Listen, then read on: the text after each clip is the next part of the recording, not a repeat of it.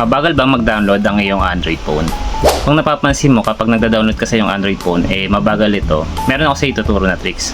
Pero sana kung makatulong sa iyo ang video na ito, ay huwag mo kalimutan sanang i-share din sa iba para rin makatulong. At kung magustuhan mo naman ang video na ito, ay isang thumbs up lang at thank you comment, ay masaya na ako.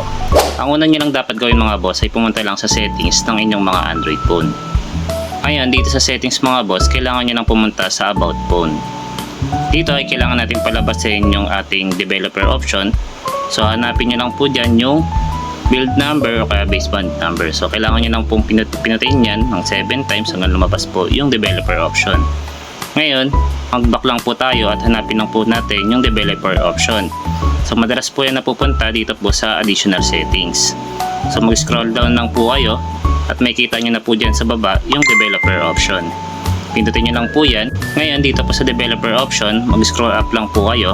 Hanapin nyo lang po itong network download rate limit. Pindutin nyo lang po yan. Ngayon kung meron pong nakaset dyan na mababang limit, ang kailangan nyo lang pong gawin dyan, pindutin nyo lang po itong no limit. Para tuwing magda-download po kayo ay hindi po limitado yung download speed ng inyong mga Android phone. So yun ang mga boss, sana po ay nakatulong sa inyo ang video na ginawa ko. At kung nagustuhan nyo naman ito ay isang thumbs up lang at thank you comment, ay masaya na ako.